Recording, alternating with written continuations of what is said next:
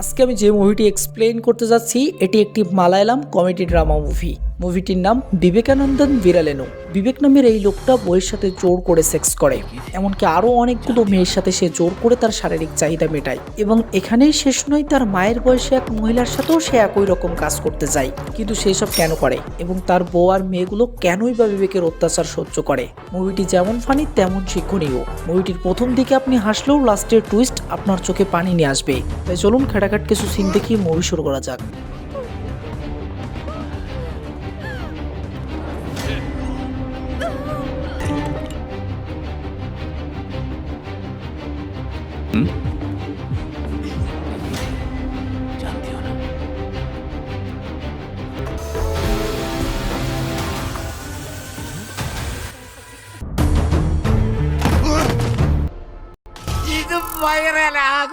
মুভির শুরুতেই দেখা যায় স্বামী স্ত্রী পার্সোনাল ভাবে যেটা করে সেটা করতেছে, কিন্তু কিন্তু কিন্তু স্ত্রী লাস্ট সময় এসে এমন ভাবে চিল্লিয়ে ওঠে।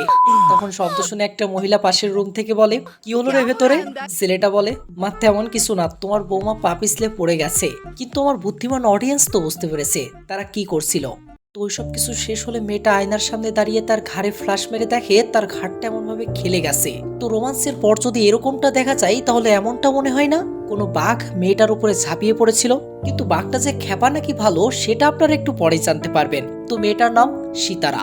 তো সীতারা তার স্বামীকে বলে, প্রতিদিন প্লিজ এরকম পাগলামি করা বন্ধ করো। তো এটা হলো তার স্বামী বিবেক। শালার নামটা বিবেক হলে কি হবে, শালা এক নাম্বারের বিবেকহীন। তো 4টার অ্যালার্ম বাজতেই বিবেক সীতারাকে বলে, তাড়াতাড়ি নাস্তা তৈরি করো, 6টার আগে আমাকে ট্রেন ধরতে হবে।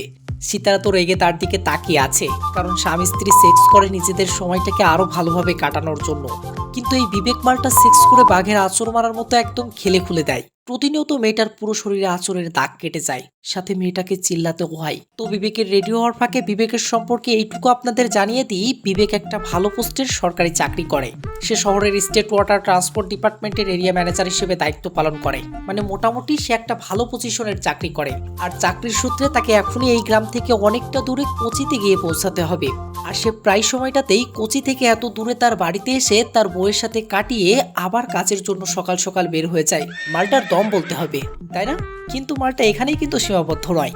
তো তার ওয়াইফ সীতারা সম্পর্কে বলতে গেলে সে এখানকার একটা পঞ্চায়েত অফিসে চাকরি করে। তো এরপর বিবেক আলমারি খুললে হারবালের স্টক দেখে আমরা অবাক হয়ে যাই। মানে এসব হারবাল খেয়েই সে ওইরকম বাঘের মতো গর্জন করে। তো যাবার সময় সীতারা তাকে নাস্তায় রুটি আর ডিম ভাজি দিলে বিবেক বলে, আরে এটা তো কালকেও বানিয়েছিলে। সীতারা বলে, খেতে হলে খাও আর না হলে বাকিদের মতো হোটেলে গিয়ে খাও। বিবেক বলে, হোটেলের খাবার খেলে আমাকে টয়লেট খুঁজতে হবে, তার থেকে রুটি আর ডিম ভাজি ভালো। সীতারা তখন বলে, হোটেলের খাবারের দোষ দেওয়া বন্ধ করো, তোমার হার্বাল প্রোডাক্ট খাওয়া ছেড়ে দাও, দেখবে সব ঠিক হয়ে যাবে।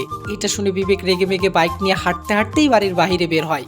এমন সময় বিবেকের বন্ধু জয়দীপ সেখানে আসে। আসলে বিবেক এখনো পর্যন্ত বাইক চালাতে পারে না, আর এর জন্য জয়দীপ তাকে বাইকে করে বাস স্টপ পর্যন্ত পৌঁছে দেওয়ার জন্য এখানে এসেছে। তো এরপর বিবেক জয়দীপের সাথে বাস স্টপ পর্যন্ত আসে। তো বাসে উঠতেই বিবেকের নজর পড়ে একটা ইয়াং মেয়ের দিকে। সে একভাবে খারাপ নজরে মেয়েটাকে দেখেই যাচ্ছিল। তো সে একটু লুচ্চামি করুক আর এই ফাঁকে আমরা এদের সাথে একটু পরিচিত হয়ে নিই, কেমন? তো এটা হলো বিবেকের বাবা শঙ্কর, আর এটা হলো বিবেকের ছোট ভাই সাসিন। আসলে বিবেকের বাবা শঙ্কর বর্তমান সাসিনের বাড়িতে থাকে, আর এখানে থাকার একটা কারণও আছে। বিবেকের মায়ের সাথে তার বর্তমান মনোমালিন্য চলছে, আর তাই তারা দুজন দুই ছেলের বাসায় থাকে। আর এটা তাদের বাড়ির কাজের মহিলা শান্তা। গ্রামবাসীরা কিছু বছর আগে কাজের মহিলা শান্তা এবং শঙ্করের নামে তার ওয়াইফ টিচারকে বলেছিল তাদের মধ্যে অবৈধ সম্পর্ক আছে, আর তারপর থেকেই তারা দুজন দুই ছেলের বাসায় থাকে। তো এরপর শঙ্কর প্রকাশের সাথে বিবেকের বাড়িতে আসে। সেখানে আসতেই বাড়ির বাহির থেকেই তার সীতারার সাথে দেখা হয়। তখন শঙ্কর পেনশনের টাকা বের করে বলে, এটা তুমি তোমার শাশুড়িকে দিয়ে দিও। সীতারা বলে, আপনি তো বাড়িতেই যাচ্ছেন, আপনিই দিয়ে দেন। শঙ্কর বলে, তোমার মা কি আমার কাছ থেকে টাকাটা নেবে? সীতারা বলে, সে টাকাটা নিয়ে নেবে, আপনি টেনশন কইরেন না। এই বলে সীতারা তাড়াহুড়ো করে অফিসে চলে গেলে প্রকাশ শঙ্করকে বলে, কিছু বছর আগে যে ভুলটা করেছো তোমার ওয়াইফ সেটারই সাজা দিচ্ছে এখন তোমাকে। তাই বলে তুমি তোমার বাড়ির কাজের মহিলা শান্তার সাথে বুড়ো বয়সে তোমার কি ভীমরতি ধরেছিল নাকি? শঙ্কর বলে, তুই যে বিষয়ে জানিস না সে বিষয়ে ফালতু কথা বলিস না। তো বাড়ির সামনে আসতেই সাবিত্রী টিচার বাড়ি থেকে বের হয়ে আসে। তো প্রকাশ পেনশনের টাকাটা সাবিত্রীকে দিতে ধরলে সাবিত্রী বলে, সে তো টাকাটা সীতারাকে দেয়, এবার আমাকে কেন? প্রকাশ বলে, সেই আপনাকে। তারা দুজনেই দুজনকে আড়াল থেকে দেখতেছে। বাহ কাকু কাকিমা, কাওয়াল করে দিয়েছো, তোমাদের ভালোবাসা যুগ যুগ জিও। তো সিন কাট হয়ে আবার আমাদের বিবেক ভাইয়ের কাছে আসে। সে অফিসে পৌঁছাতেই সুন্দরী একটা মেয়েকে এরকম ভাবে দেখতে থাকে, কিন্তু হার্বাল খাবার কারণে মেয়েটাকে সে ভালোভাবে দেখতে পারে না। সে তাড়াহুড়ো করে আবার বাথরুমে আসে। এরপর বাথরুম শেষ করে ক্যাবিনে বসতে অফিসের পিয়ন এসে বলে, স্যার, ইউনিয়নের কিছু লোক আপনার সাথে মিটিং করার জন্য এসেছে। কিন্তু বিবেক বলে, সবাইকে বসিয়ে রেখে ওই সুন্দরী মেয়েটাকে আমার কাছে পাঠাও। এটা বলে সে মুখটাকে ভালো করে স্প্রে করে নেয়, যাতে খারাপ কোনো গন্ধ না আসে। এমন সময় সেই সুন্দরী মেয়েটা সেখানে চলে আসে। বিবেক তো মেয়েটাকে দেখে ফিদা। সে তার বাজে নজরে মেয়েটাকে দেখা শুরু করে দেয়। তো মেয়েটা বলে, স্যার, আমার নাম দিবিয়া। আমার বাবা মুরলীধর এই অফিসেই চাকরি করত। মালটা বলে, ওহ, তার মানে তুমি মুরলী স্যারের মেয়ে। আমি তো ওনাকে চিনতাম। দিবিয়া বলে, 6 মাস আগে একটা অ্যাক্সিডেন্টে আমার বাবার মৃত্যু হয়ে গেছে। বিবেক বলে, আমি জানি সেটা, কিন্তু একটা কাজের জন্য আমি ওনার অন্তিম সংস্কারে যেতে পারিনি। এর জন্যই হয়তো আমাদের দেখাটা হয়নি। দিবিয়া বলে, স্যার, এই অফিস থেকে আমার একটা সার্টিফিকেটের প্রয়োজন, কিন্তু এখানকার লোক টেকনিক্যাল রিজন দেখে আমাকে প্রতিনিয়ত ঘোরাচ্ছে। বিবেক বলে, আরে কি বলছো তুমি? তোমার মতো সুন্দর একটা মেয়ের প্রবলেম, আর সেই প্রবলেমটা আমি সলভ করবো না? তুমি টেনশন করো না, যত দ্রুত সম্ভব আমি তোমার প্রবলেম সলভ করার চেষ্টা করছি। এখন বলো, চা খাবে না কফি? দিবিয়া না চাইলেও এক পর্যায়ে জোর করেই বিবেক তার সাথে পরিচিত হতে থাকে। কথার মাঝে বিবেক মেয়েটার সাথে ফ্লার্টও করতে থাকে। এতক্ষণ আমরা বুঝে গেছি বিবেকের বউ ছেলে মেয়ে থাকা সত্ত্বেও সে মেয়েদের প্রতি একটু বেশি ইন্টারেস্টেড। এক কথায় সে একটু লুচ্চা টাইপের লোক। তো এরপর বিবেক বিকেলে একজন ডক্টরের কাছে আসে। এই ডাক্তার আবার সকল পেশেন্টকে গোপন সমস্যার জন্য হার্বাল প্রোডাক্ট দিয়ে থাকে। আর বিবেক প্রতিনিয়ত এখানে এসে হার্বাল প্রোডাক্টগুলো কিনে নিয়ে গিয়ে বিছানায় এক্সপেরিমেন্ট করে, যার নমুনা তো আপনারা মুভির প্রথমেই দেখেছেন। বিবেক ডক্টরকে বলে, ডক্টর, এবারের হার্বাল প্রোডাক্টটা খুব একটা ভালো কাজ করেনি। 2 মিনিট পর পর আমাকে বাথরুমে যেতে হচ্ছে। ডক্টর বলে, কিন্তু এটা কিভাবে সম্ভব? আমিও তো তোমার প্রোডাক্টই ব্যবহার করছি। আচ্ছা, এটা বলো, ওই প্রোডাক্টের সাথে তুমি দ্বিতীয় কোনো প্রোডাক্ট খাচ্ছ না তো? বিবেক বলে, আপনি কিভাবে জানলেন? মানে সে একটা হার্বালের সাথে সাথে আরেকটা হার্বালও কনজিউম করে। মানে সে কি লেভেলের সেক্স আসক্ত, বুঝতে পারছেন? তো ডক্টর বলে, এটাই তো তোমার প্রবলেম। তুমি জাস্ট আমার উপরে ভরসা করো। আমার কোম্পানি নতুন একটা প্রোডাক্ট লঞ্চ করেছে, আমি সেটা তোমাকে দিয়ে দিচ্ছি, কিন্তু এটা কিন্তু তোমাকে মদের সাথে খেতে হবে। বিবেক বলে, কিন্তু আমি তো মদ খাই না, দুধ হলে কি হবে? ডক্টর বলে, মানে একে তো তুমি ওষুধের ওভারডোজ ব্যবহার করো, আবার পরে কাজ না হলে আমাকে দোষারোপ করো। যদি এটা খাবার পর একটু মদ খাও তাহলে আরো কিছুটা শরীরে জোর পাবে। 30-35 সাল হয়ে গেল আর এইটুকু মাথায় ঢুকলো না? আচ্ছা, তুমি জানো কি মদ খাওয়া লোককে মেয়েরা অনেক পছন্দ করে? বিবেক বলে, আমার বউ মদ খাওয়াটা একদম পছন্দ করে না, তবে ডায়নার কোনো সমস্যা হবে না, ও তো মাঝে মাঝেই মদ খায়। ডক্টর বলে, আরে কে ডায়না? বিবেক বলে, আমি তো আপনাকে জানিয়েছিলাম, আরে আমার পার্টনার। আর তখনই সিন কাট হয়ে একটা শুটিং সেটে আসে। তো শুটিং চলার সময় হঠাৎ একটা মেয়ের ফোন বেজে ওঠে। তখনই ডিরেক্টর রেগে মেয়েটাকে বলে, কে তোমাকে এখানে আসতে বলেছে? তুমি জানো না এখানে ফোন বন্ধ করে রাখতে হয়? প্রথমবার এসেছো নাকি? মেয়েটা বলে, না স্যার, ভুলে হয়ে গেছে। বিবেক একটু আগে যে ডাইনার কথা বললো এটা কিন্তু সেই ডাইনা, কিন্তু বিবেকের সাথে কি এমন সম্পর্ক আছে সেটা একটু পরেই জানতে পারবেন। আর ডাইনার সম্পর্কে বলতে গেলে ডাইনা অভিনেতা হওয়ার ট্রাই করতেছে। তো শুটিং শেষে ডাইনা বাইরে বসে তার বান্ধবীদের সাথে গল্প করতে থাকলে বিবেক ডাইনাকে কল করে। বিবেক বলে, আমি তো তোমার বাসার দিকে যাচ্ছি, তুমি কখন আসতেছো? ডাইনা বলে, আমার তো আজ একটু দেরি হবে, রাত 9টা বেজে যাবে। তুমি বাসায় যাও, আমি সঠিক সময়ে পৌঁছে যাব। তো এরপর বিবেক একটা দোকান থেকে সেই হারবালটা কিনে একটা বাড়িতে আসে। বিবেককে দেখে জনি নামের একটা লোক বলে, স্যার, আমি আপনারই অপেক্ষা করছিলাম। তো এই মহিলাটার নাম হলো লিলি। এই মহিলাটা এই বাড়ির কাজের মহিলা, আর এই বাসাটা হচ্ছে ডায়নাদের। তো মহিলাটা বলে, স্যার, খাবার আর ওষুধ তো ওনাকে দিয়ে দিতে পারবো, কিন্তু ওনার ডাইপার চেঞ্জ করা আমার দ্বারা সম্ভব হবে না। বিবেক বলে, কোনো সমস্যা নেই, ডায়না এসে চেঞ্জ করে দেবে, তুমি এখন যেতে পারো। তো এরপর বিবেক একটা রুমে আসে। এই মহিলাটা ডায়নার অসুস্থ মা, সে অনেকদিন বিছানায় পড়ে আছে। তো বিবেক মহিলাটাকে বলে, মা, আপনার শরীরের অবস্থা এখন কেমন? এখন আপনাদের মনে প্রশ্ন আসতে পারে ডায়নার পরিবারের সাথে বিবেকের কি সম্পর্ক রয়েছে। তো সেটা আপনারা একটু পরে জানতে পারবেন। তো বিবেক ডায়নার মায়ের সাথে ভালো মন্দ অনেক কথা বলার পর রান্না করতে শুরু করে। জনি বলে, ভাই, মাল না খেলে আমার মাথা নষ্ট হয়ে যাচ্ছে। জনির অনেক রিকোয়েস্টে তখন বিবেক ফ্রিজ থেকে মালের বোতল বের করে। বিবেক সেই সময় সেই হার্বাল প্রোডাক্টটা বানাতে থাকলে জনি বলে, ভাই, এটা কি? বিবেক তখন জনিকে বলে, যদি তুই একবার এটা খেয়ে বাড়িতে যাস না তাহলে সারা রাত তোর বউয়ের সাথে এনজয় করতে পারবি। এই বলে সে ডক্টরের কথা অনুযায়ী মদ দিয়ে সেটা খেয়ে নেয়।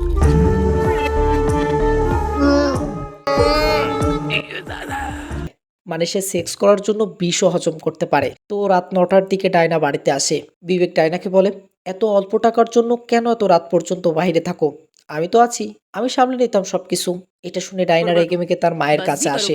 বিবেক বলে, তোমার মা এখনো তোমার জন্য না খেয়ে বসে আছে। ডায়না বলে, মা, তুমি এখনো আমার জন্য কেন বসে আছো? নাও তুমি প্রথম আগে খেয়ে নাও। সেই সময় বিবেক বলে, আর জনি এসেছিল এখানে, আমি তোমার জন্য ওকে দিয়ে 1 বোতল বিয়ার আনিয়েছি। মজা করে তোমার মাকেও 1 গ্লাস অফার করেছিলাম, আর এতে তোমার মা আমার উপর অনেক রেগে আছে। ডায়না মন খারাপ করে বলে, তুমি তো জানো মায়ের শরীর অনেক অসুস্থ, তুমি এমন ধরনের মজা ওনার সাথে কিভাবে করতে পারো? তারপরেও বিবেক সেখানে দাঁড়িয়ে স্যাঁচরামি করতে থাকলে ডায়না তাকে যেতে বলে। ডায়নার মা তখন বলে, আমি তো তোকে আগেই বলেছিলাম ওর এখানে থাকাটা আমার একদম ভালো লাগে না। ডায়না বলে, মা আমি কি করব, কিভাবে বলবো, তুমি তো সবকিছু জানো। ডায়নার মা তখন টপিকটা চেঞ্জ করে বলে, মা তোর শুটিং কেমন চলতেছে?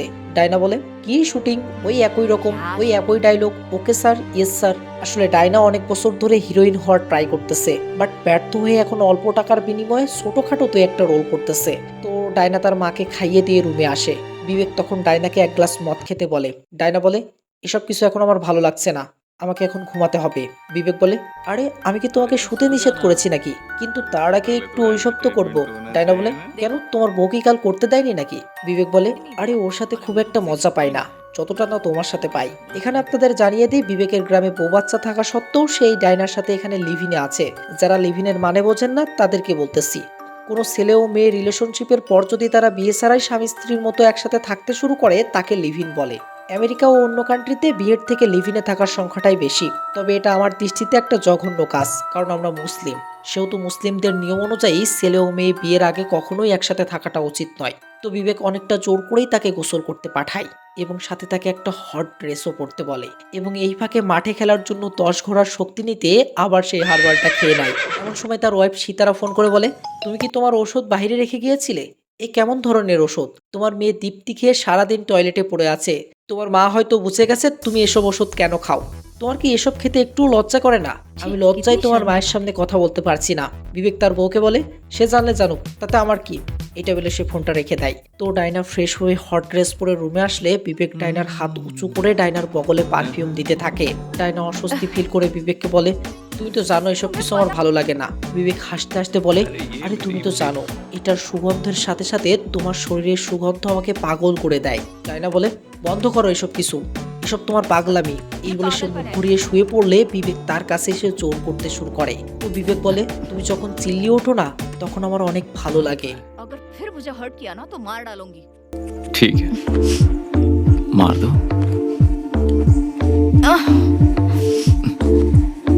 हम्म?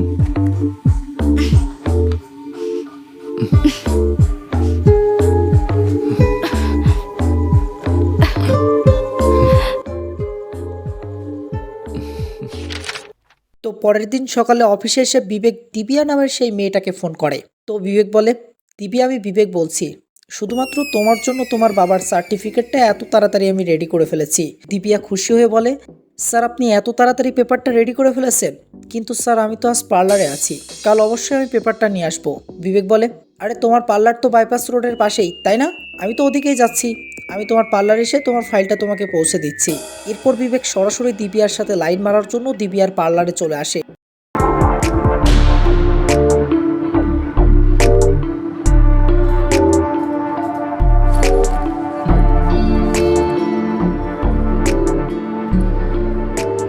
তুমি তো দেখছি আমার কল্পনার থেকেও সুন্দর। দিবিয়া বলে, স্যার আমার পেপার। ওহ আমি তো ভুলেই গেছি, এই যে তোমার পেপার, চলো না কফি খেয়ে আসি। দিবিয়া বলে, সরি স্যার, কাস্টমার আমার জন্য অপেক্ষা করছে। বিবেক বলে, তাহলে আর কি, তোমাকে কিন্তু পরে আমি কল করব। ঠিক আছে স্যার। अब मैं जाऊं? ठीक है। ठीक है।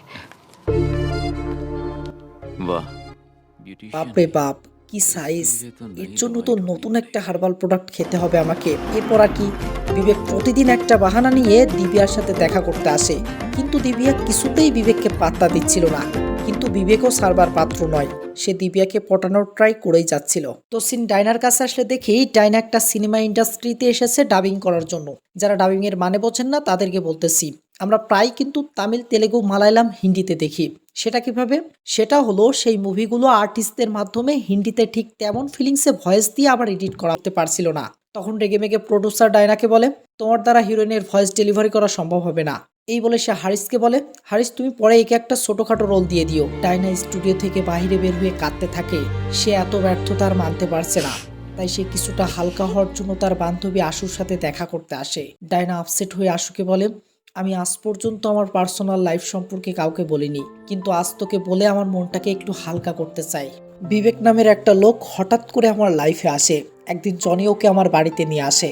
উনি আমাদের বাসা দেখে ভাড়ায় থাকতে রাজি হয় এবং সে একটা রুমের জন্য অনেক টাকা ভাড়া দিয়ে থাকতে শুরু করে।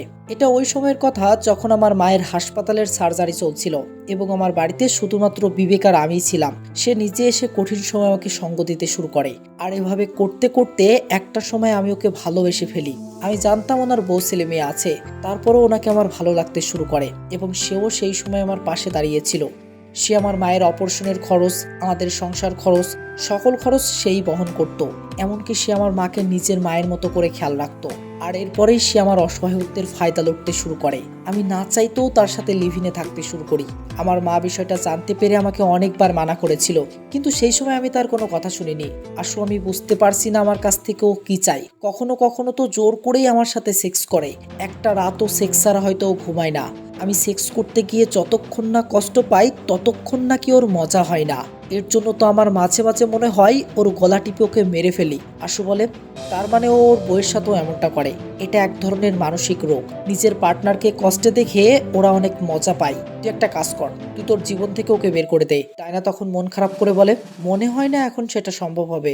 তো সিন কাট হয়ে বিবেকের গ্রামের বাড়িতে আসলে দেখি বিবেক তার বাবার ওয়েডিং অ্যানিভার্সারি উপলক্ষে তার বাড়িতে এসেছে। আর আপনারা তো জানেনই, একটা ভুল বোঝাবুঝির কারণে বিবেকের বাবা মায়ের মধ্যে মনোমালিন্য চলছে। তো শঙ্কর আজকের দিনে সাবিত্রীর রাগ ভাঙানোর জন্য মন্দির থেকে পুজো দিয়ে প্রসাদ নিয়ে আসে, কিন্তু শঙ্করকে দেখতেই সাবিত্রী অভিমান করে ভেতরে চলে যায়। তো সীতারা শঙ্করের আনা প্রসাদটা এনে সাবিত্রীকে দিতে ধরলে সাবিত্রী প্রসাদটা নিতে চায় না। তো কাকাজি অনেকবার কাকিকে মানানোর ট্রাই করে, বাট কাকি কোনোভাবেই মানতে চায় না। তো রাতে বিবেক তার রুটিন অনুযায়ী বইয়ের সাথে যাওয়ার দাস্ত রোমান্স করার জন্য হারবালটা বানাতে থাকে। সীতারা হারবাল বানাতে দেখে বিবেককে বলে, তুমি এসব খেয়ে কি পাও? বিবেক বলে, আজ এটা খেয়েই তোমার সাথে সারা রাত মজা করব। এটা শুনে সীতারা রেগে যায়। সে বলে, আমি তোমাকে অনেক দেখেছি, যেদিনই তুমি বাড়িতে থাকো সেদিন সন্ধ্যা থেকেই আমার ভয় লাগতে থাকে। কিন্তু বিবেক হারবালটা খেয়ে জোর করে পারফিউম এনে সীতারার বগলে দিতে থাকলে সীতারা তাকে থামানোর অনেক চেষ্টা করতে থাকে। বিবেক তখন অদ্ভুতভাবে হাসতে থাকে। সীতারা তখন বলে, 6 বছর ধরে তোমার এরকম পাগলামি সহ্য করছি, তোমার মতো সেক্স পাগল মানসিক রোগী আমি একটাও দেখিনি। বিবেক বলে, আমি আমার নিজের স্যাটিসফ্যাকশনের জন্য যে কোনো কিছু করতে পারি। এই বলে জোর করতে থাকলে সীতারা তাকে সারানোর চেষ্টা করে, কিন্তু বিবেক জোর করতে করতে বলে, তুমি আমার বউ, তাই তোমাকে এটা মেনে নিতেই হবে। नहीं मानूंगी मैं। मजाक बंद करो। সীতারা শেষমেশ উপায় না পেয়ে বিবেককে ছুঁড়ে ফেলে দিলে বিবেক সীতারার উপর অনেক ক্ষেপে যায়। তো এমন সময় ডায়না বিবেককে কল করে। বিবেক তখন ফোনটা ধরে রেগে মেগে ডায়নাকে বলে, কতবার বলেছি আমি বাসায় থাকলে তুমি আমাকে ফোন করবে না। ডায়না বলে, বিবেক মাম্মি মা আর নেই। এই দুনিয়াতে নেই। বিবেক মায়ের মৃত্যুর কথা শুনে কিছু বলতে পারে না। ডায়না বলে, বিবেক আমি একা আছি, তুমি কি আমাকে এই অবস্থায় একটু সঙ্গ দেওয়ার জন্য এখানে আসতে পারবে? বিবেক বলে, আমি ছুটিতে আছি, আমি কিভাবে আসি বলো? কিন্তু যখন ডায়নাকে বিবেকের প্রয়োজন পড়েছিল তখন কিন্তু সে ডায়নাকে মনের মতো করে ইউজ করেছিল।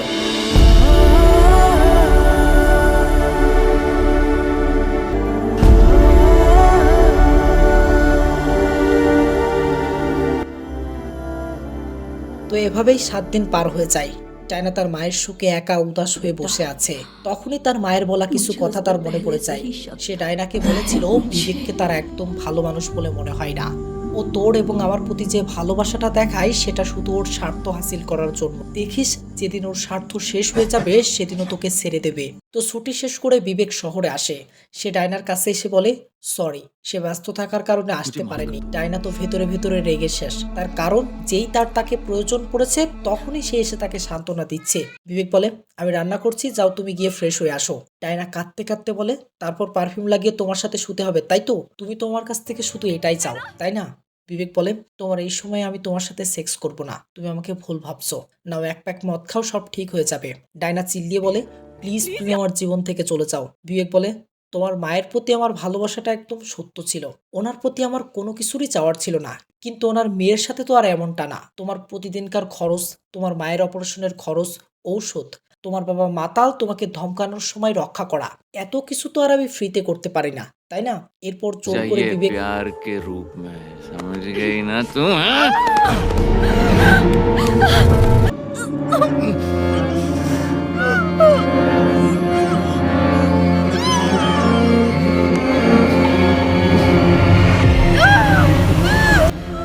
মানে এমন লেভেলের সেক্স পাগল যে ডাইনার মা 2-1 দিন আগে মারা গেছে, আর সে এর মধ্যেই ডাইনার সাথে জোর করে সেক্স করার চেষ্টা করছে। কাট হয়ে কিছুদিন পরে দেখা যায় বিবেক দিবিয়ার পিছনে পিছনে ঘুরে দিবিয়াকে পটিয়ে ফেলেছে। সে দিবিয়ার স্কুটির পেছনে বসে দিবিয়াকে জড়িয়ে ধরে। দিবিয়া তখন বিবেককে থামানোর চেষ্টা করে, বাট কাজ হয় না। ডাইনার বান্ধবী আশু আবার সেটা দেখে নেয় এবং তার ফোনে বিবেক এবং দিবিয়ার চলাফেরাটা ভিডিও করে নেয় যাতে সে ডাইনাকে দেখাতে পারে। তো আশু ডাইনাকে সেই ভিডিওটা দেখিয়ে বলে, মনে হয় এটা ওর নতুন শিকার। আমি খোঁজ নিয়ে জানতে পেরেছি মালটা অনেকদিন ধরে মেয়েটার পিছনে পড়ে আছে। ডাইনা এটা দেখে বলে, ওর যা ইচ্ছা করো। আশু বলে, তুই একটা পাগল, ও প্রতিনিয়ত তোর সাথে নোংরামি করে টর্চার করতেছে, আর তাও তুই ওকে ছেড়ে দিতে চাস। আমি বলি কি, তোর সাথে ও যা যা করেছে তার বদলা নেওয়া উচিত, না হলে ও একের পর এক মেয়েদেরকে ফাঁসিয়ে ওর নোংরামি চালিয়েই যাবে। এরপর আশু ডাইনাকে একটা প্ল্যান বলে। ডাইনা প্রথমে রাজি না থাকলেও আশুর কথায় শেষমেশ রাজি হয়ে যায়। সিন কাট হয়ে বাসের মধ্যে আসলে দেখি আশু ডাইনাকে নিয়ে বিবেকের গ্রামের বাড়িতে যাচ্ছে। ব্যাপারটা হলো তারা বিবেকের ওয়াইফের সাথে ডিসকাস করার জন্য সেখানে যাচ্ছে। এদিকে সিন বিবেকের কাছে আসলে দেখি বিবেক দিবিয়াকে পটিয়ে ডাইনার বাড়িতে নিয়ে এসেছে। তো দিবিয়া বলে, স্যার আমি তো ভেবেছিলাম আপনি ডিনারের জন্য আমাকে রেস্টুরেন্টে নিয়ে যাবেন, কিন্তু আপনি এখানে আনলেন যে? বিবেক বলে, আমার পার্টনার ডাইনা কোথাও গেছে, তাই আর কি তোমাকে সরাসরি বাসায় নিয়ে আসলাম। তুমি বসো, আমি তোমার জন্য বিয়ার নিয়ে আসি।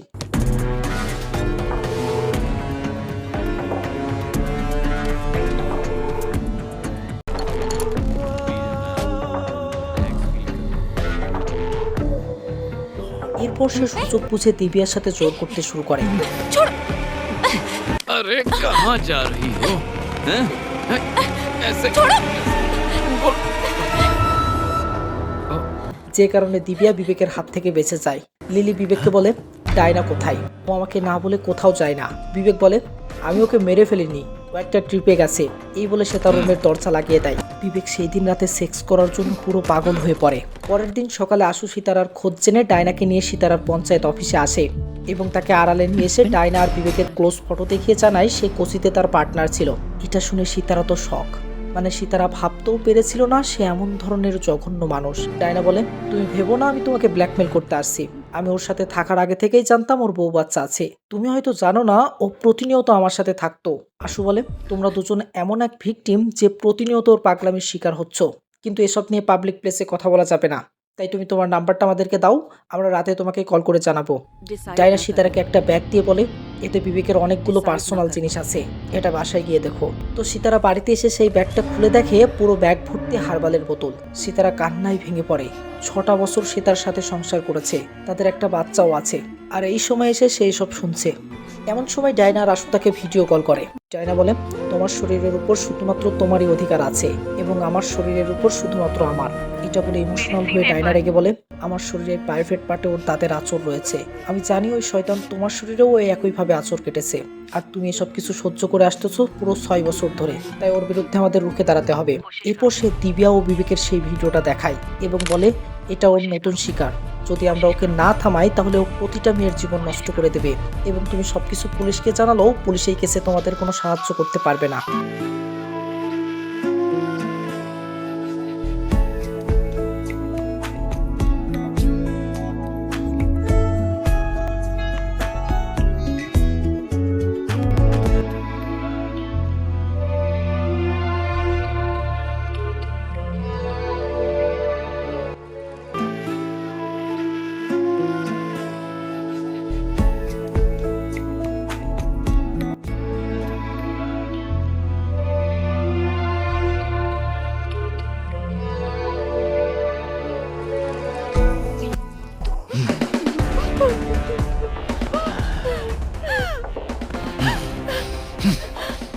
सेक्स में शराफत कैसी हाँ?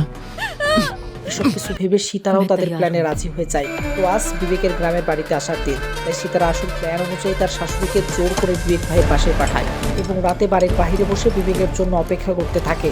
তো রাতে বিবেক বাড়িতে এসে সীতারাকে বলে, তুমি অন্ধকারে কেন বসে আছো?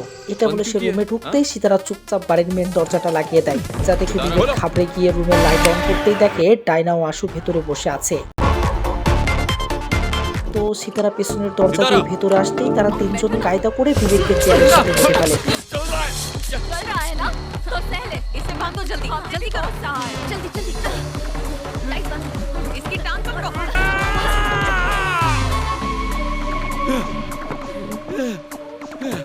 মাথার পর আশু বলে, মিস্টার বিবেক, আমার আশুস ব্লগ নামের একটা পপুলার ইউটিউব চ্যানেল আছে, আর আজকের এপিসোডটা তোমাকে নিয়েই করতে চলেছি, তাই চলো যাওয়া যাক লাইভে। এরপর ক্যামেরা সেট আপ করে লাইভে যাই। তো লাইভে আশু দর্শকদের বলে, আজ আমি আপনাদের সামনে এমন একটা সত্য তুলে ধরতে চলেছি সেটা তোমাদের বিশ্বাস করতেও কষ্ট হবে, তাই এর সলিউশন তোমাদেরকেই করতে হবে। আমরা দেখি লাইভটা খুব শীঘ্র ছড়িয়ে পড়েছে, প্রায় প্রতিটা লোকই লাইভটা দেখতে শুরু করেছে। এরপর আশু দর্শকদের সামনে সীতারাকে তুলে ধরে। আশু বলেন, আমরা যাকে নিয়ে কথা বলতে চলেছি এটা তার ওয়াইফ সীতারা, আপনারা ওনার মুখ থেকেই সবকিছু শুনুন। তো সীতারা বলে, আমি একজন সাধারণ মেয়ে, আমার স্বামী বিবেক এবং আমাদের দুজনের একটা মেয়েও আছে, কিন্তু বিবেক একদম অন্য ধরনের মানুষ। এই সময়ের মাঝে আমরা দেখি লাইভটা বিবেকের পরিবার ও বন্ধুর সামনেও চলে এসেছে এবং সীতারার মুখে বিবেকের সম্পর্কে এসব শুনে তারা অবাক। এরপর ডায়না ক্যামেরার সামনে এসে দর্শকদের বলে, আমি ডায়না, আমি বিবেকের সাথে 4 বছর ধরে কোচিতে আমার বাড়িতে ওর সাথে লিভ ইন রিলেশনশিপে আছি। আমি জানতাম ওর বউ বাচ্চা আছে। শুরুতে বিবেককে আমার অনেক ভালো লাগতো, কিন্তু কিছুদিন পর রাতে ওর আসল ক্যারেক্টার আমার সামনে বের হতে থাকে। আমি আপনাদের এটা বলছি না যে একজন বিবাহিত লোকের সাথে রিলেশনশিপ রাখাটা সঠিক, কিন্তু এই ভিডিওতে আমি আর সীতারা কেন এসেছি সেটারও একটা কারণ আছে। তখন আশু আর সীতারাও ক্যামেরার সামনে আসে। আশু বলে, বিবেক ওদের সাথে যা করতো তা প্রতিনিয়ত অসহনীয়। সে প্রতি রাতে এদের সাথে জোর করে সেক্স করত, এতে নাকি সে অনেক মজা পেত। যে এতদিন ধরে এসব অত্যাচার করেছে এদের সাথে সেও আমাদের সাথে আছে। তো আশু দর্শকদের বলে, এর বিচার আমরা আপনাদের উপর ছেড়ে দিলাম, তাই আপনারাই কমেন্ট করে জানান এর কি শাস্তির প্রয়োজন। তাই না কাঁদতে কাঁদতে দর্শককে বলে, সেক্স জোর করে করা জিনিস নয়, যে কোনো পুরুষ জোর করে অধিকার ফুরিয়ে করবে, কিন্তু আমি আর সীতারা প্রতিনিয়ত ওর শিকার হয়েছি। তো এসব খবর মুহূর্তের মাঝেই বিবেকের পরিবার সহ সকলেই দেখে নেয়। জয়দীপ সাথে সাথে বিবেকের বাড়িতে আসতে থাকে। তো জয়দীপ আরো কিছু লোক সাথে নিয়ে সেখানে এসে জানালা ধাক্কাতে থাকলে সীতারা জানালা খোলে। বিবেকের এমন হাল থেকে জয়দীপ সীতারাকে বলে, ভাবি আপনি ভাইয়ার এমন অবস্থা কেন করেছেন? আপনি কিন্তু ভাইয়ার সাথে ঠিক করছেন না। আশু তখন জয়দীপের দিকে ক্যামেরা ধরলে সে বাধ্য হয় সেখান থেকে কেটে পড়তে, কিন্তু আরো অনেকজন লোক কিছুক্ষণের মধ্যেই বাড়ির সামনে জড়ো হয়ে যায়। এরপর আশু দর্শকদের বলে, আপনারা যেহেতু ওর মুখ থেকে শুনতে চাচ্ছেন সেহেতু ওকে বলার সুযোগ করে দিচ্ছি। বিবেকের মুখ তখন খুলে দিয়ে তার দিকে ক্যামেরা ধরলে বিবেক চিল্লাতে চিল্লাতে বলে, এসব কিছু মিথ্যা, আপনারা বিশ্বাস করুন আশু আমাকে ফাঁসানোর চেষ্টা করতেছে। জয়দীপ প্লিজ তুই আমাকে এদের হাত থেকে বাঁচা। সীতারা তুমি কিন্তু আমার বিরুদ্ধে এরকম চক্রান্ত করতে পারো না, তুমি আমার ওয়াইফ, তাই ভালোই ভালোই বলছি আমাকে খুলে দাও। সীতারাও রেগে বলে, ওয়াইফ মাই ফুড, তোকে স্বামী বলতে আমার লজ্জা লাগে। জয়দীপ তখন চিল্লিয়ে বলে, ভাবি আপনাকে ভালোই ভালোই বলছি, ভাইয়াকে ছেড়ে দিন। সীতারা জয়দীপকে বলে, দেখো জয়দীপ তুমি আমাদের মাঝে এসে সমস্যার সৃষ্টি করো না। এটা বলে সে আবার জানালাটা লাগিয়ে দেয়। অন্যদিকে বিবেক আশুকে সকলের সামনে গালি দিতে থাকে। আমরা দেখি বিবেকের লাইভটা ইউরোপ আমেরিকা পর্যন্ত ছড়িয়ে পড়েছে, সেখানকার লোকেরাও লাইভটা থমিয়ে দেখতেছে। ডায়না ক্যামেরার সামনে এসে বলে, মাই বডি মাই প্রায়োরিটি, আমরা আন্দোলন শুরু করেছি, তাই আপনারা আমাদের সাথে যোগ দিয়ে আমাদেরকে সাহায্য করুন। এমন সময় এই এরিয়ার কিছু পুলিশ সেখানে আসে। জয়দীপ পুলিশ অফিসারকে বলে, স্যার আমার বন্ধুকে ওরা ফাঁসানোর চেষ্টা করতেছে। তো পুলিশ এসে তাদেরকে দরজা খুলতে বললে আশু পুলিশদেরকেও ভিডিও করতে শুরু করে। সীতারা বলে, স্যার প্লিজ আপনারা এখান থেকে চলে যান। অফিসার বলে, ভিতরে বসে তোমরা ক্রাইম করতেছো আর আমরা এখান থেকে চলে যাব। আইপিসির 308 মোতাবেক এই মামলাটা অনেক গুরুতর, তাই চুপচাপ দরজা খোলো। ডায়না বলে, স্যার আপনারা যদি আমাদের সাথে জবরদস্তি করেন তাহলে কিন্তু আমরা বিষ খেয়ে নেবো, আর তাতে কিন্তু আপনারাই ফেসে যাবেন। এটা শুনে অফিসার ভয় পেয়ে যায় এবং বলে, আমরা তেমন কিছু করছি না, তোমাদের যা ইচ্ছা তাই করো। তো এরপর অফিসার সিদ্ধান্ত নেয় তারা বাড়ির বাইরে বসেই ডিউটি করবে, এবং এরপর অফিসার গ্রামবাসী ও জয়দীপকেও সেখান থেকে ভাগিয়ে দেয়। তো মিথুন ফোন করে আশুকে বলে, তুমি দেখেছো ভিডিওর নিচে অনেক লাইক এসেছে, তাও আবার কোথা থেকে জানো? জার্মানি, আমেরিকা এবং আরও অনেক আদার কান্ট্রি থেকে। তোমার চ্যানেল তো রাতারাতি ভাইরাল হয়ে গেছে। আশু বলে, দেখেছি সবাই আমাকে গালি দিচ্ছে, কিন্তু এতে আমার কোনো যায় আসে না। আচ্ছা তুমি কি এই কমেন্টটা পড়েছো?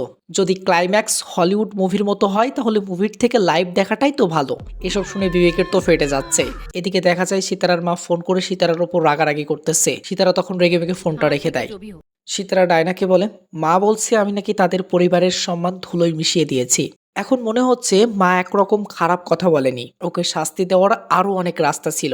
এটা বলে সে ইমোশনাল হয়ে বলে, আমরা পুরো ওকে জোকার বানিয়ে ফেলেছি। ডায়না বলে, যদি তুমি এখন ইমোশনাল হয়ে যাও তাহলে এই সব কিছুই জলে চলে যাবে। কিছুক্ষণ পর আশু বিবেকের জন্য খাবার নিয়ে আসে। সীতারা জোর করে তাকে খাওয়াতে ধরলে বিবেক খাবারটা চাবিয়ে আশুর মুখে ফেলে দেয় এবং হাসতে থাকে। আশু তখন সাথে সাথে তার মুখের খাবার মারার ভিডিওটাও সোশ্যাল মিডিয়ায় আপলোড করে দেয়। সিন বিবেকের মায়ের কাছে আসলে দেখি বিবেকের মা বিবেকের এমন অবস্থাতে বিবেকের বাবা ও ভাইয়ের উপর অনেক রেগে আছে। সে সাসিনকে বলে, ভাই বিপদে আছে আর তুই এখানে বসে গপাগপ গিলছিস। সাসিন বলে, তো কি করবো মা, যে অপরাধ করেছে তাকে সাজা ভোগ করতেই হবে। সাসিনের ওয়াইফ গায়ত্রী বলে, সবাই বলতেছে এসব খানদানি বংশের সমস্যা, দেখা যাক তুমি এবার কবে ধরা পড়ো। এটা শুনে রেগে মেগে সাসিন সেখান থেকে চলে যায়। পরের দিন সকালে আবার লাইভ করার জন্য বিবেককে প্যান্ট শার্ট পরিয়ে খাবার টেবিলে নিয়ে আসা হয়।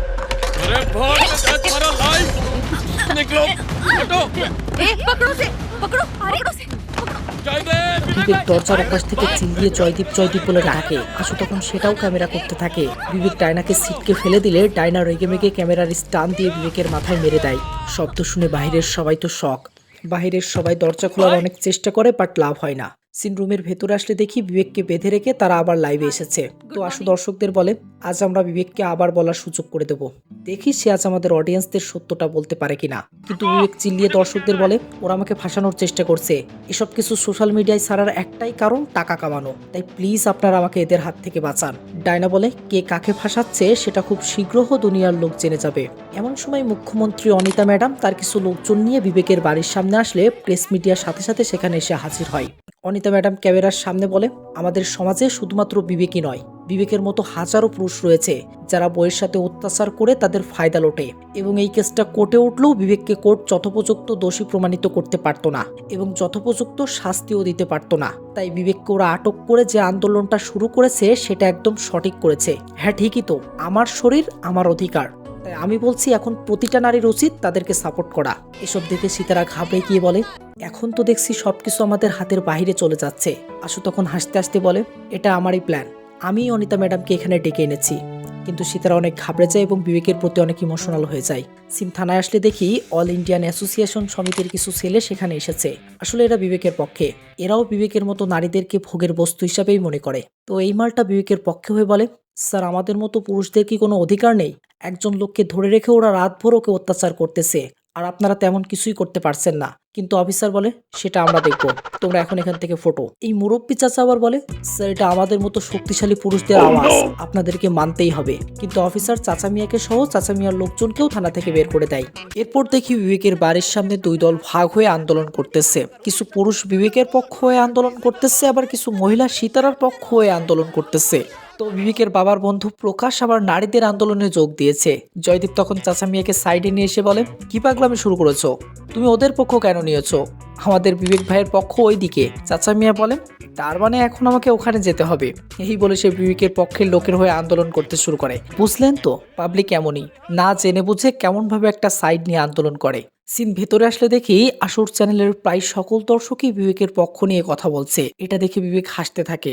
এসব কিছুতে এই রাষ্ট্রের এমএলএ তার লোকজন নিয়ে বিবেকের বাড়িতে আসে এবং পুলিশদের অর্ডার দেয় তারা যেন এখনই দরজা ভেঙে বিবেককে বাইরে নিয়ে আসে। এমন সময় একটা মহিলা এমএলএ কে ফোন করে থ্রেট দিয়ে বলে, আপনি চুপচাপ ওখান থেকে বাসায় ফিরে যান, না হলে আমি যদি এবার লাইভে আসি না তাহলে আপনার খবর খারাপ করে দেব। এই বলে ফোন কেটে দিলে এমএলএ পুলিশকে বলে, এই মামলাতে এমএলএ এবং সরকার কিছুই করতে পারবে না, এটা তো পুলিশের মামলা, তাই ওদেরকেই সামলাতে হবে। এটা বলে সে সেখান থেকে খুব তাড়াতাড়ি কেটে পড়ে। সিন সাসিনের বাড়িতে আসলে দেখি সাসিন লজ্জায় বাড়ি থেকে বের হতে পারছে না। এমন সময় গায়ত্রী আবার নতুন আরো একটা লাইভ দেখায়, যেখানে সীতারার এক্স বয়ফ্রেন্ড সীতারাকে বলতেছে, আমি সীতারাকে পাগলের মতো ভালোবাসতাম, ক্লাস বন্ধ করে আমরা দুজন ঘুরতে যেতাম, কিন্তু একদিন হঠাৎ করে আমাকে না জানিয়ে সীতারা বিবেককে বিয়ে করে নেয়, আর এখন সে সতী সাবিত্রী হওয়ার নাটক করতেছে। আমি আপনাদের বলছি সীতারা আপনাদেরকে মিথ্যা বলতেছে, ও আসলে বিবেককে ফাঁসানোর চেষ্টা করছে, তাই আপনারা প্লিজ বিবেক ভাইয়ের পক্ষ হয়ে রুখে দাঁড়ান। এসব কিছুতে সীতারা এবার পুরো ভেঙে পড়ে। সে ডায়নাকে বলে, হ্যাঁ আমরা একে অপরকে অনেক ভালোবাসতাম, কিন্তু এখন দেখো সে আমার সম্পর্কে কেমন নোংরা নোংরা কথা বলছে। ডায়না তখন সান্ত্বনা দিয়ে বলে, আমাকে অনেক ফিল্মে নিজের শরীর থেকে কাপড় সরাতে হতো শুধুমাত্র কিছু টাকার জন্য, এখন সেই ভিডিওগুলো মানুষ ধুমসে শেয়ার করতেছে, আমিও তো অনেক ত্যাগ করেছি, তাই না? তুমি দেখে নিও, লাস্টে আমাদেরই জয় হবে। তো আশু বিড়ি টানতে টানতে ভেতরে আসলে বিবেক তার কাছে একটা সিগারেট চাই। আশু তখন বিবেককে একটা সিগারেট দিলে বিবেক সুযোগ বুঝে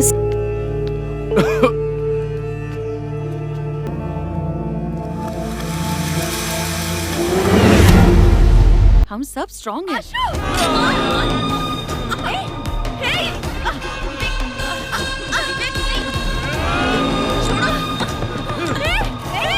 সিন রুমের বাইরে আসলে দেখি বিবেকের বাবা শঙ্কর সেখানে এসেছে এবং সে সোজাসুজি বাড়ির ভেতরে যেতে চাচ্ছে।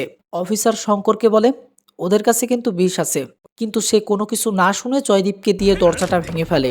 এরপর তারা ভেতরে আসলে জয়দীপ বিবেকের হাত পা খুলে দিতে ধরলে শঙ্কর তাকে নিষেধ করে। এবং সে আশুকে আবার লাইভ স্টার্ট করতে বলে। তো লাইভ শুরু হলে শঙ্কর ক্যামেরার সামনে বসে বলে, এই কুলাঙ্গার ছেলের বাপ আমি।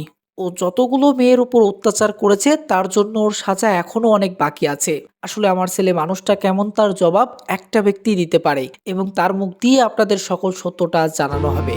এমন সময় আমরা দেখি শঙ্কর বাড়ির কাজের মহিলা শান্তাকেও সেখানে নিয়ে এসেছে। তো শান্তা সেখানে আসলে শঙ্কর অডিয়েন্সদের বলে, এই আমাদের বাড়ির কাজের মহিলা শান্তা। এই গ্রামে এমন কোনো ব্যক্তি ছিল না যে ওর প্রেমে হাবুডুবু খায়নি, কিন্তু 20 বছর আগে পুলিশ এবং গ্রামের লোক ওর বাড়িতে গিয়ে আমাকে ধরেছিল। সেই সময় আমাদের উপর সবাই বলে বাসায় থাকতে শুরু করে এবং আমার ওয়াইফ তারপর থেকে আমার সাথে কথা পর্যন্ত বলে না। এমনকি আমার ওয়াইফ আমার এই কথা জেনে লজ্জায় তার চাকরি ছেড়ে দিয়ে বাসায় বসে থাকে। এরপর সে কাজের মহিলা শান্তাকে দেখিয়ে বলে, হ্যাঁ এটা সত্য যে আমরা একে অপরকে অনেক পছন্দ করতাম। আমি ওকে বিয়ে করার স্বপ্ন দেখতাম। আমি প্রতিদিন ওর বাড়ির সামনে গিয়ে লাভ লেটার নিয়ে দাঁড়িয়ে থাকতাম এবং এও প্রতিদিন পানির গ্লাস নিয়ে আমার জন্য দরজার সামনে দাঁড়িয়ে থাকতো। এরপর সে শান্তাকে বলে, আচ্ছা কামলা, বাকিটুকু এবার তুই বল। শান্তা বলে, যে কারণে গ্রামের লোকেরা শঙ্কর আর আমার ভেতরে যে খারাপ সম্পর্ক আছে বলেছিল এবং পুলিশকে দিয়ে আমাদেরকে ধরিয়ে দিয়েছিল, তার একটাই কারণ ছিল, আমার শরীরে কে স্পর্শ করবে সেটার অধিকার। তখনই লাঠি দিয়ে ওর কোমরে জোরে মেরে দিয়েছিলাম। আর সেটা কেউ না, সেটা ছিল এই বিবেক, যাকে আমি অনেক ছোট থেকে মানুষ করেছিলাম। যদি এ শঙ্করের ছেলে না হতো তাহলে আমি তখনই ওকে খতম করে দিতাম। মানে এই বিবেক তার মায়ের বয়সী লোককেও ছাড়েনি। এসব শুনে সিতারা ডায়নাকে বলে, এখন আমাদের সোশ্যাল মিডিয়ার রায়ের কোনো প্রয়োজন নেই। ডায়না বলে, আসলে এই লাইভ এখনই এখানে বন্ধ করা উচিত। তো লাইভ বন্ধ করা হলে তারা বিবেককে খুলে দেয়। সিতারা তখন শঙ্করকে বলে, সে আর বিবেকের সংসার করতে চায় না। শঙ্কর বলে, তোমার যা ইচ্ছা তুমি তাই করো বেটি, ওই অমানুষের সাথে আমি তোমাকে সংসার করতে বলছি না। এরপর শঙ্কর বিবেককে একটা থাপ্পড় মেরে বলে বিবেক যেন তার বাড়ি ছেড়ে দূরে কোথাও চলে যায়। এরপর সিন কিছুদিন পর থানায় আসলে দেখি বিবেক একদিন বাসে উঠে একটা অল্প বয়স্ক মেয়ের দিকে তাকিয়েছিল। আসলে সেই মেয়েটাই আজ বিবেকের বিরুদ্ধে কমপ্লেন করতে এসেছে। তো মুভিটা পরিচালক এখানেই শেষ করেছে। মুভিটা আপনাদের কেমন লাগলো প্লিজ একটা কমেন্ট করে জানান এবং ভালো লাগলে টুকুস করে একটা লাইক করে দিয়েন। আর এরকম ফুল মুভির মজা যদি আপনি এক্সপ্লেনে আরো দেখতে চান তাহলে চ্যানেলটিকে সাবস্ক্রাইব করে রাখুন।